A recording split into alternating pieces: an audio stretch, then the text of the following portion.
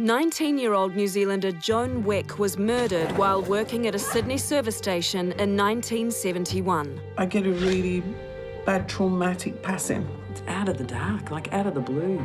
Was it just an out-and-out robbery that went wrong at a gas station? I don't think she knows him, but I think she's seen him before.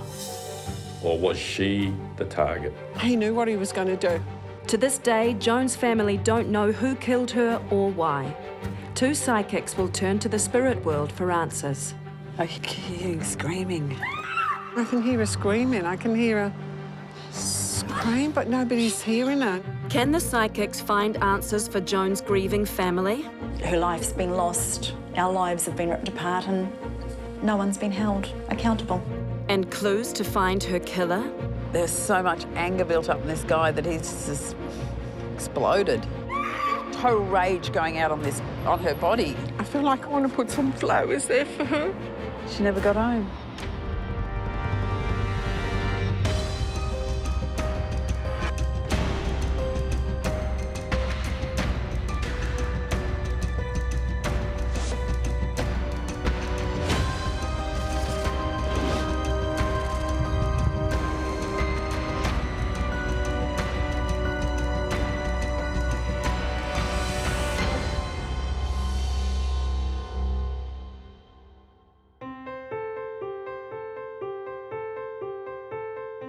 Joan was born and raised on Auckland's North Shore, the eldest daughter to hard-working Catholic parents Ken and Kath. She was the loving big sister to Leon and Louise. Joan was my big sister. Absolutely adored her. Used to love watching her dress up, putting makeup on. She used to fuss over me. Just everything you want in a big sister, she was. Joan was my older sister, 2 years, 4 months older than I am. February born, and I'm July. Always was the older sister, let me know it on plenty of occasions, but was a smashing girl all the same, you know, she really was. She wasn't a tall girl, she was sort of average height, but when I say she wouldn't eat when she came up home, and I thought, this is going to be a skinny little girl, but she was quite a nice, plump girl and beautiful girl, and she was really bubbly. A really nice girl.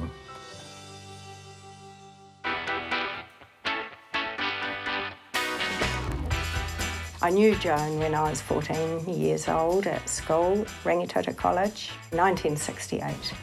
We sewed all our own clothes, made all our own bell-bottom flowery trousers and little tiny tops, and we loved music. Music was early Stones, early Beatles, Paul Simon, Art Garfunkel. You guys joined.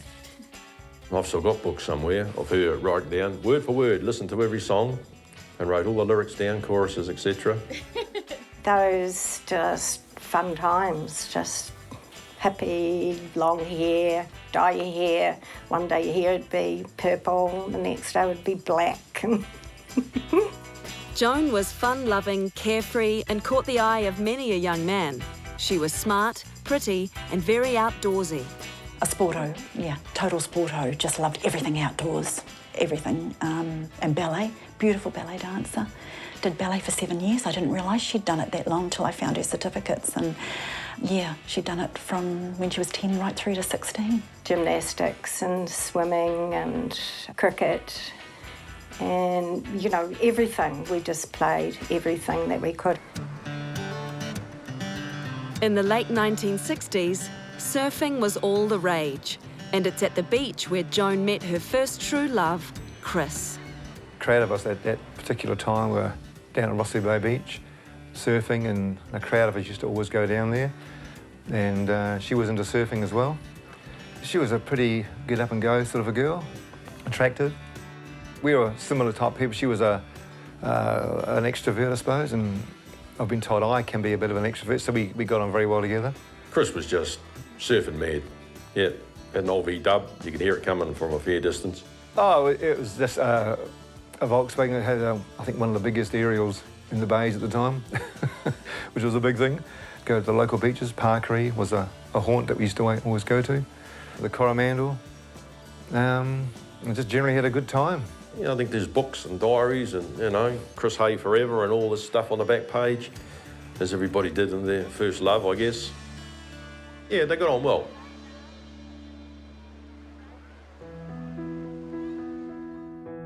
After finishing high school in 1968, Joan trained to work at the Post Office Bank, but her time away in Wellington put a strain on her and Chris's relationship. While she was away, the gap, I suppose, was there, and when we came back, I said, you know, maybe we should have a bit of a break, which I don't think went down very well. It didn't go down very well. I wanted to go to Australia, and some friends of mine were over in Australia surfing in Sydney. So I went over with a mate of mine, Ken, and I ended up staying there. Heartbroken but determined to get on with her life, Joan started seeing fellow post office worker Adrian.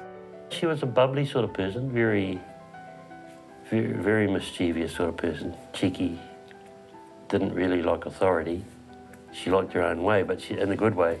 She didn't like to be in one place for long like the bank. She was never going to stay there long. She just wanted to travel and move around and do different things and live life and do those things that you do. And I always remember that she was always going to be flying away somewhere. By August 1970, Joan had saved enough money and took the first step on her big OE, travelling to Sydney where she stayed with Adrian's sister Diane in her Bondi Beach flat. She decided on another change too. She had lovely hair, beautiful, dark, thick, luxurious hair. Yeah, it was really nice. And she decided she wanted to go blonde. But if she coloured it, it'd be fine for about 10 days. And because she was so dark, the roots had come through and she'd have these big black roots showing. And yeah, she'd look pretty bad for about a couple of weeks until she got round to doing it again. She looked better dark, definitely. Living in Sydney was a big step up from what Joan was used to. On the surface, it was a bustling cosmopolitan city, but beneath the veneer of sun and surf, things were quite different. There was high unemployment and a thriving drug culture made for some unpredictable, dangerous people. In her many letters home, Joan chose to highlight the better parts of her trip. But those words home would come to haunt the Weck family back in New Zealand as, in time, her letters were the last contact Joan would ever have with them. In late 1970, 19-year-old New Zealander Joan Weck was on a working holiday in Sydney. She was living at Mrs. Dunning's boarding house on Tusculum Street, Potts Point. Soon after, her Kiwi friend Christine joined her. So we moved into the flat together, where she'd been there for quite a while, and she had a great setup there. You know, it was just a bed sit. Come on, what are you doing? Let's get ready, come on. There were 2 beds in the lounge and a small table and I think a couple of chairs and a tiny kitchen with this little stove top cook that we had there that we tried to cook our meals on. Yeah, so it was a very small room, very small, but you know, when you're 18 and 19, it's fun. It was fun. We had so much fun. As the girls were quick to learn, another side of Sydney came out at night. The flat in Potts Point was within walking distance of the notorious King's Cross, a particularly dangerous area for a young woman from New Zealand. People used to say, oh, God, you're in Potts Point, that's right by King's Cross, you know, all sorts goes on in King's Cross, but we never had any worries about anything like that. And I think at that age, you don't think of what could happen to you. You know, you're infallible, nothing's going to happen. Joan was headstrong and often quick to react to sleazy men and their advances. She stood up for herself. If somebody, you know, wolf whistled her in the street or said something nasty like that, she'd tell them off and tell them what she thought of them. Yeah, she was pretty cool. None of that mattered anyway, as Sydney was just a stepping stone. Her real goal was to get to England, but she needed money for the trip. In January 1971, she landed a job at the Sydney service station on Flinders Street in Darlinghurst. Joan worked on the petrol bowsers and the tills, serving customers. Her job at the petrol station in Sydney was good. She could do extras and overtimes, and so she managed to put away money that she probably wouldn't have done if she'd been working in an office. That was her main priority, was to save money to go to the UK and do her big OE.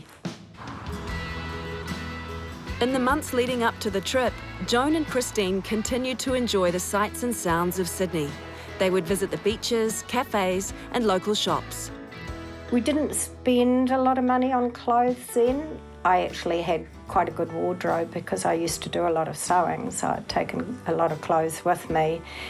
And you could buy like the hippie dresses and the clothes over there quite reasonable at the markets. You know, we'd go to the markets and buy, you know, flowery dresses. And Joan even managed to reconnect with her childhood sweetheart, Chris, when he was in Sydney. We kind of got back together every now, you know, as one does in those, you know, rekindling things. And then I saw her again when my mother and father were there, and Christine was there.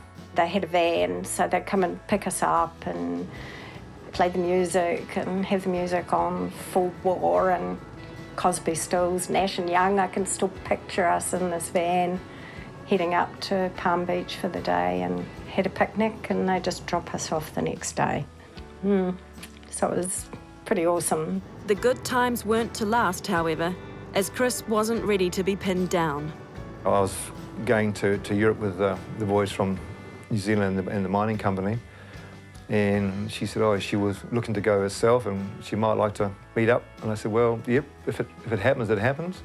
Chris was the only person really for Joan. They had fun times together and they seemed very close, and knowing that Chris was going to be in England, that was probably part of the reason why Joan really wanted to go there as well, knowing that she knew someone when she got there. Chris soon left for England, and Joan too booked her trip. It was just 8 weeks away. On the morning of Saturday, the 2nd of October, Joan went to Bondi Beach with Chris's parents, the Hayes, to enjoy a day of fun in the sun. This photo of Joan, captured on that day, would be the last picture of her ever taken. That night, Joan was working a shift at the Sydney service station.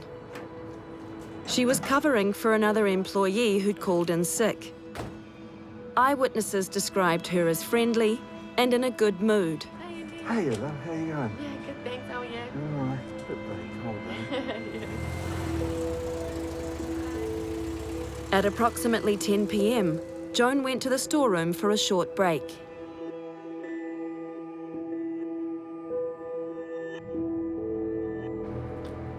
A friend, Lawrence Trainer, arrived unannounced. He was hoping to ask Joan out. After a few minutes, Joan still hadn't come out, so they went to look for her, and that's when they made a shocking discovery. Lying in a pool of her own blood was Joan Weck. The young girl whose smiling face had been seen by staff just 10 minutes ago was pale and lifeless. She had multiple deep stab wounds to her body, and there was blood spattered all across the room.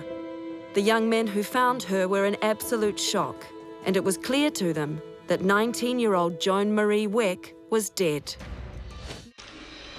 New Zealander Joan Weck was working at the Sydney service station on Flinders Street in Darlinghurst on the night of October the 2nd, 1971, when she was found brutally stabbed to death, the victim of a senseless killing. Joan's family back in New Zealand received the news of her death the following day. I was in my bedroom. I had the bedroom down the bottom, downstairs. I heard the knock at the door. I thought it was a bit strange. It was a Sunday morning. So I opened this door and here's two big burly policemen standing there. Weck residence? Yes, yeah. Mr. Weck? Oh, upstairs. Dad came back in through the bedroom door, and I'd never seen Dad upset before. And he just sort of wailed and said Joan was killed last night. And Mum just went off, and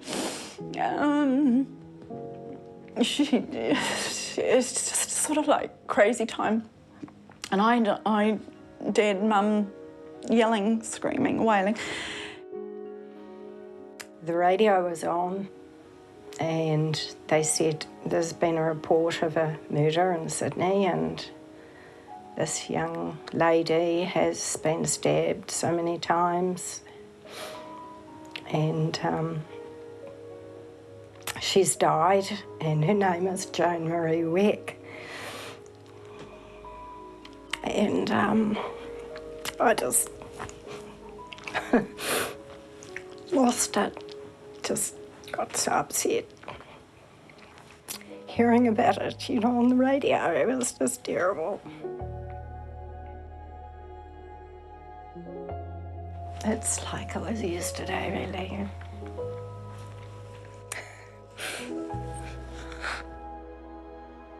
For Chris, who was in England at the time, the news came as a bolt from the blue.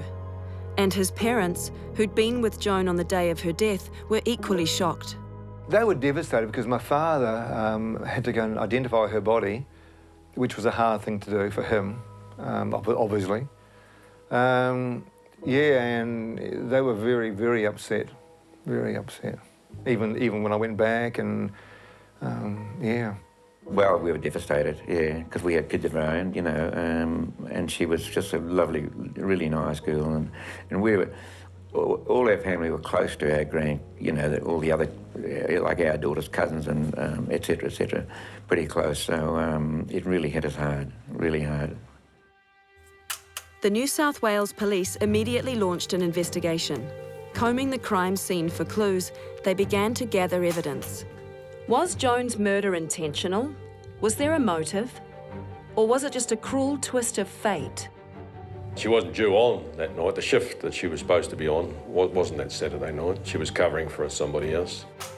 There was a trip supposed to be planned up to the mountains, same sort of thing. Had she gone on that, she wouldn't have been working that shift. Put that on hold to do the shift to help the other person out. She was a worker, you know, she'd worked really hard because she put so much aside for her overseas trip. Leading the investigation was Detective Sergeant Noel Morey, a veteran Australian lawman with over 20 years of hard experience. Corresponding with the Weck family, he wrote that one theory being investigated was that Joan's death might have been the result of a robbery gone wrong. But no money had been stolen, and the family had their doubts. Whether it was intentional, going to be a burglary, going to be a sexual attack, not sure. Nothing was taken, and I don't think she was tampered with, so whether she put up the fight and that stopped it, or, you know, we're never sure whether she was in the wrong place at the wrong time or it was to take the money out of the till, yeah. So what happened on the night of October the 2nd, 1971? Police speculate that an unknown person entered the petrol station between 9:45 and 10 p.m. They walked straight into the storeroom where Joan was cashing up and immediately began attacking her. She put up a fight but was overpowered and stabbed multiple times. The assailant then left the scene, exiting out the same way he'd come in, without anyone else hearing or seeing anything. So was this really just a robbery gone wrong? No, that's a frenzied attack. And there's got to be some very serious reason for it. It's not just breaking into a garage or wanting the takings. Whether someone was watching the place, somebody knew her, someone didn't know her, someone who owed her money. There's 100 more than reasons why it could have been or what it was. Joan's death was a brutal and sudden attack, but who could have done this?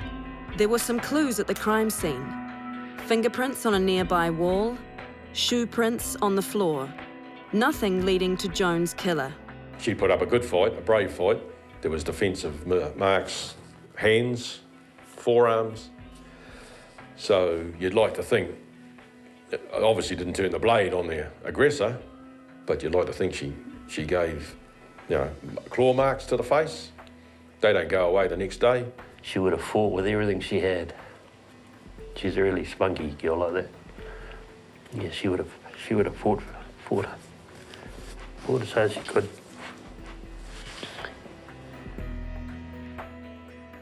The daily newspapers had a field day.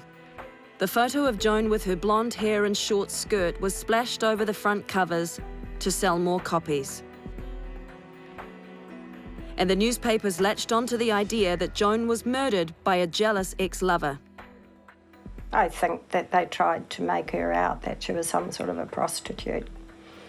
And I think probably it might have been something to do with, because they couldn't find the murderer at the time, they tried to make her into something that she wasn't. There was a married man supposed to be dating. He was, I don't know whether he was a nightclub owner or something along those lines. But all this stuff sort of didn't really make a lot of sense to the Joan that we knew. Okay, she'd go out, but you know, she wouldn't go over the top with the grog. Didn't even seem right that she'd be going out with a married man. One possible suspect was an ex-boyfriend who owed Joan money. Adrian remembers meeting him in Sydney when he was visiting in the months before Joan's death. He struck me as being somebody who was a bit uneducated. He couldn't write, he told me. Didn't know how to read his birth date on a calendar and things like that. And I thought, oh, that's a bit strange in this day and age. But then that's about all I remember of that guy. The police, however, felt that the botched robbery theory was the most likely cause, as Joan had written about a similar incident just weeks before her death. Last Thursday night there was an attempted robbery. The bloke came in for a battery, and when the attendant went into the back to get it, the bloke's mate made for the till, but John, the attendant, got there just as he had his hand in the till. I was a bit scared the next couple of nights, as if someone robbed me, no one would see or hear me as I work right up the back.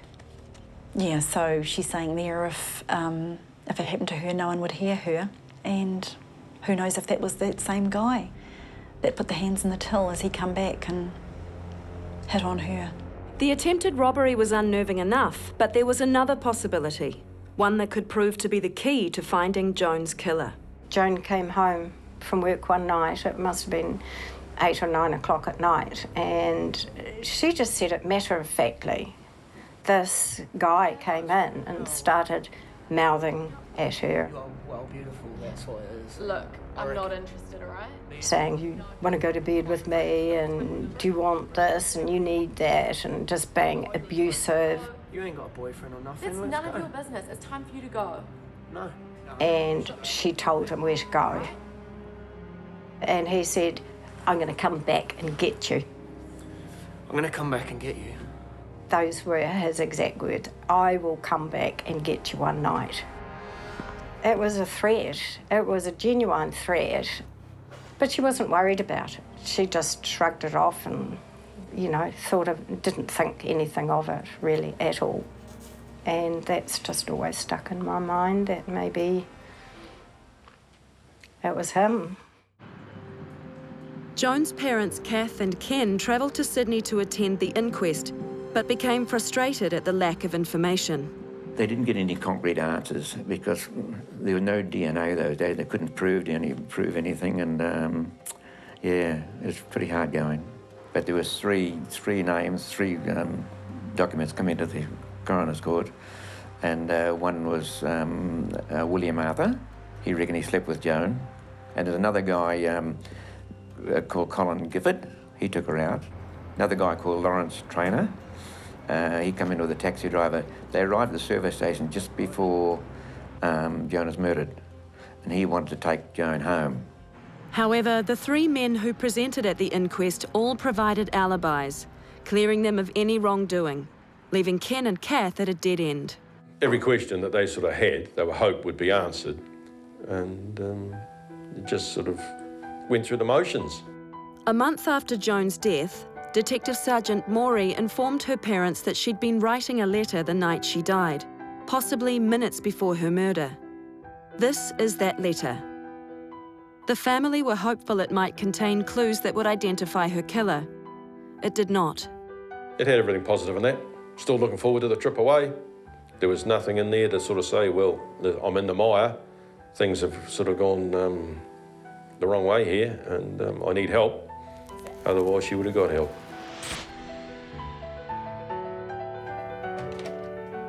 Joan's death left a hole in everyone's lives, and as the weeks turned to months, her case was eventually moved to the unsolved pile.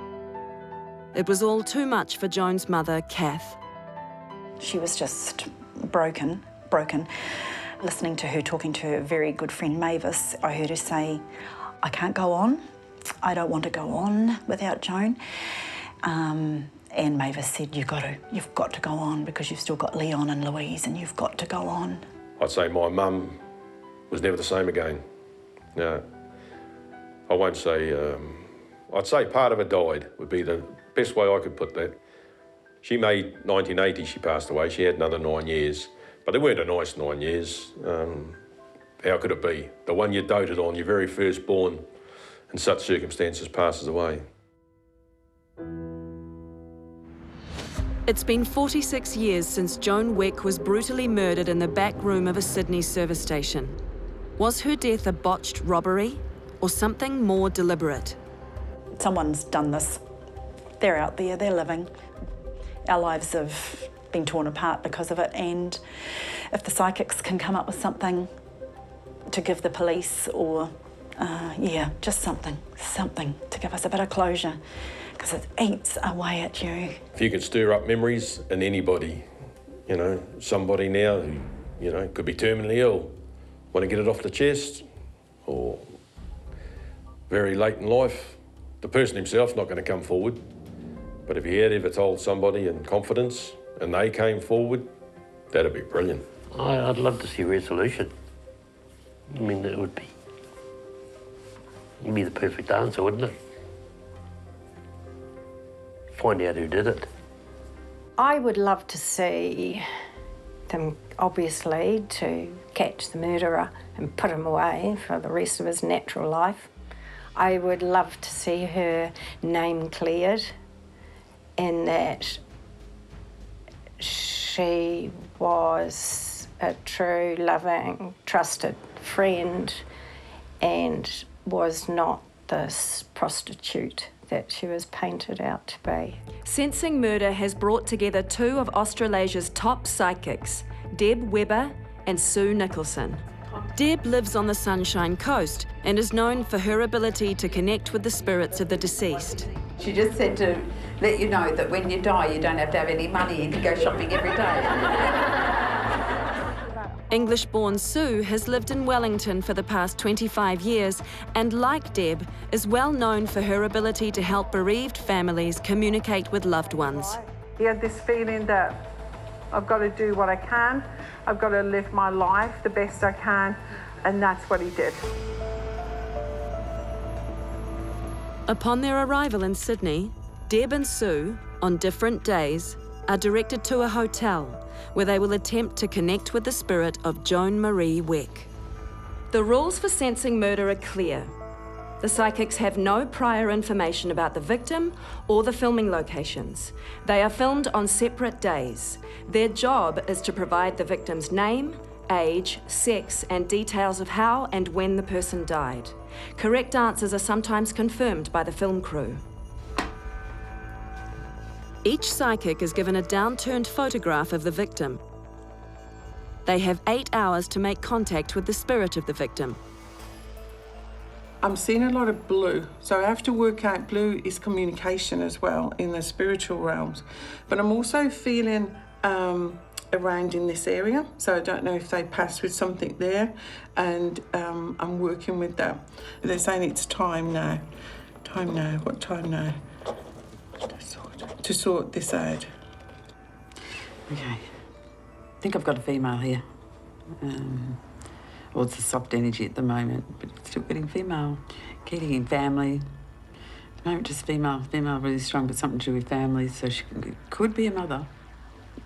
She doesn't feel like a child. She feels like an adult to me, but young adult.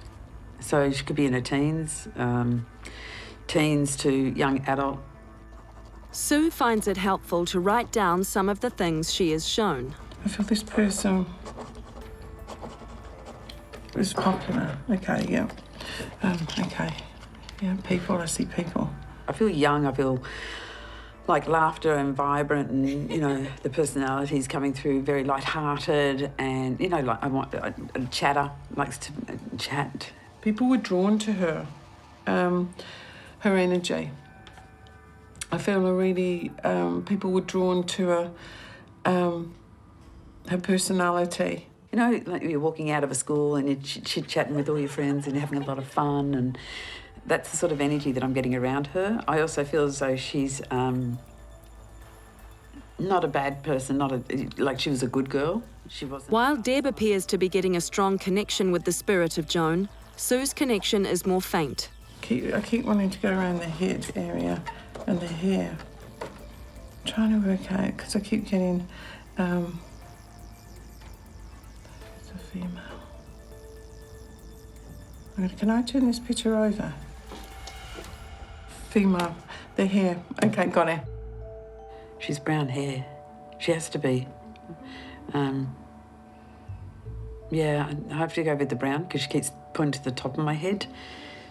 But for some reason, it turns blonde on me, so she's really good. She likes mine. All right, get her, trying to get her out of my head, off my hair. Let me see an image of you. That would be easiest. Okay, see the B, blonde. I'll go the blonde. I have to go blonde. Deb is correct. Joan dyed her hair from brunette to blonde. She's not dumb though. She's telling me she's not dumb blonde. She's a smart blonde. She's, you know, she got her smarts about her. Some people looked at her a bit like, she's saying to me a bit like a bimbo, you know, but I wasn't. She was very intelligent. She was a very clever person. She hated to be pinned down. She's a very, very free spirit. Like, that's what I'm getting, because I get that excitement about her and full of life. 19, I think she's 19, because she could drive. She's old enough to drive, but she also is old enough to drink alcohol. Yeah, she keeps saying, I'm young and I'm vibrant. Deb is right. Joan Wick was 19 at the time of her murder. I'm not a big girl, or a slender build. She just said to me, I had a nice figure, and I said, yeah, you look like you got a nice figure. Yeah. She was very particular about what she looked like, her clothes, like modern things, being out there, being seen. She's jumping all over the place here, and I've got mini skirts. I've got like, you know, the daggiest clothes ever. So then other people love these sort of clothing, you know. It was really, she's quite funky with her clothes. She was quite upbeat, I think. So she was fashion conscious in a way. I got with her because I was laughing about her being really, really trendy with her clothes and shopping, because I love shopping. So she's a girl after my own heart. But she liked the modern things and trying to save to buy the things that she wanted. I also feel like she try and make some of her clothes, because I'm seeing her looking through books, magazines, or trying to sew. Sue is correct. Joan and her friend Christine would often sew their own clothes. It's the clothing I'm looking at, and 72, 71, 72, 71, 72, somewhere there. Because 71, I reckon 71. 1970, 19, I don't know what day, 1971. 1970, 1971, yeah, because she's showing me 1971. Joan Wick was murdered in 1971. Okay, I'm going to turn her over. Is that okay? Cool. Sometimes I just don't want to.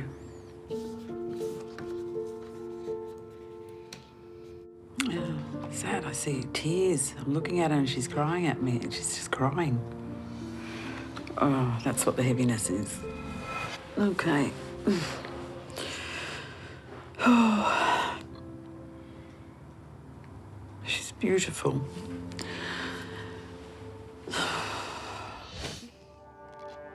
Sensing murder psychics Deb Webber and Sue Nicholson are contacting the spirit of Joan Weck, who was murdered in 1971.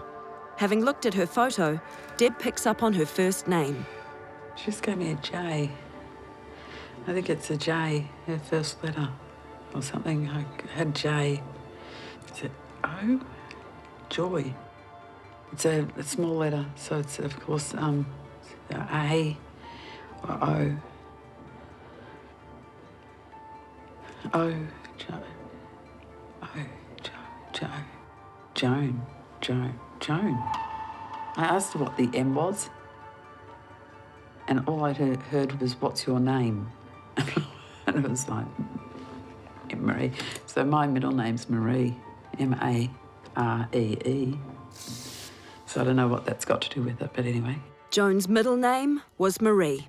She was really good people communication, so it's like love being around people, but with her job, okay, and her work. She said she wanted to travel. She said something about travel, and I got over water. So she's come from over the water, and so she's come from New Zealand to Australia because I've got the map of New Zealand. So she's New Zealand born. North. She's shown me North Island, Auckland area. Joan Weck was born and raised on Auckland's North Shore. Loves New Zealand, but loved coming to Australia. Wanted to come to Australia for a long time. She was so looking forward to it and everything.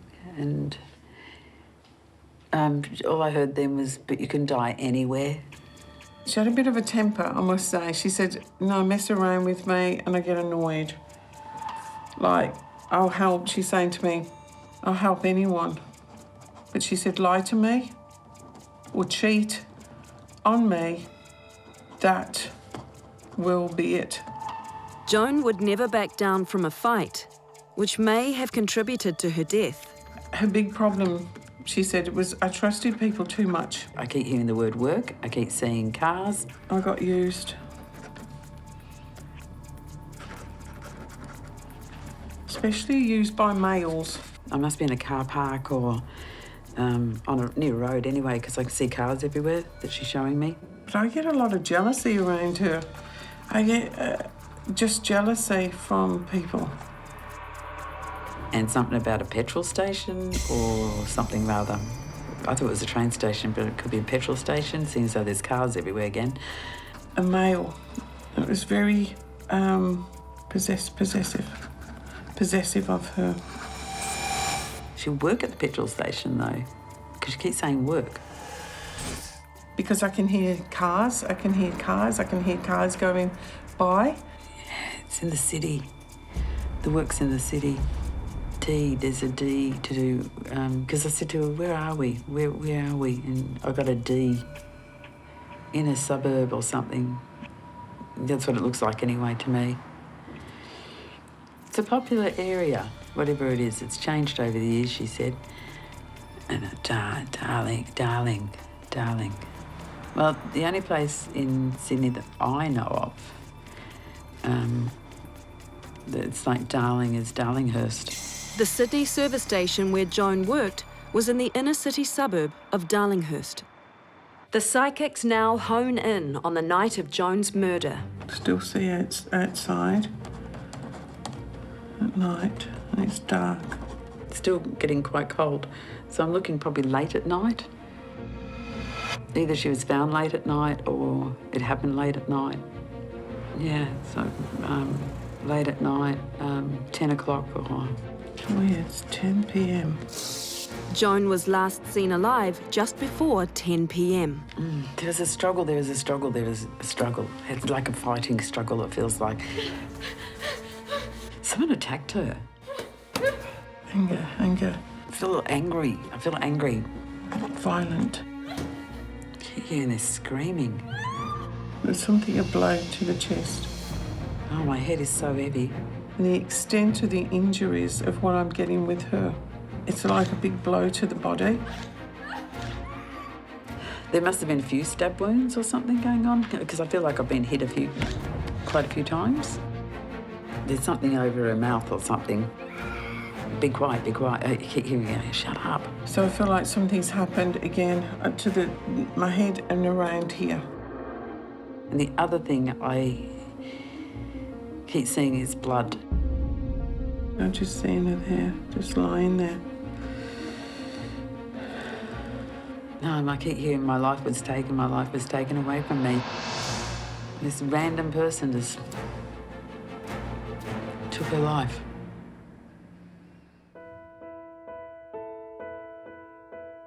The psychics have picked up on the savagery and senselessness of it all. What do they want from you, Joan?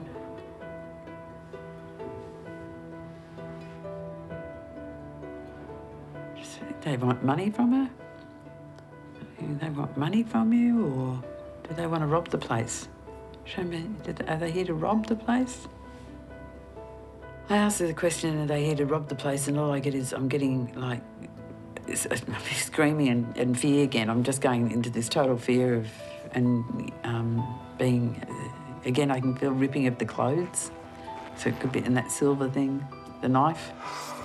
I said, did they take anything? She said, anything other than my life.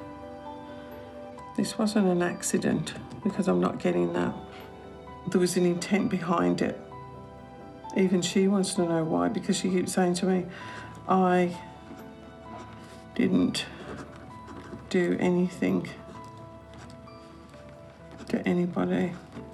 She sort of got, wouldn't hurt anyone. And in a way, there's a bit of naivety, I guess, that she, trusted everyone, that no one would do anything wrong. So she trusted the area that she'd been in, because it feels like she knew this station or the area quite well, and she felt safe there, until this. Whoever it was just jumped her and then just took off, like she meant nothing.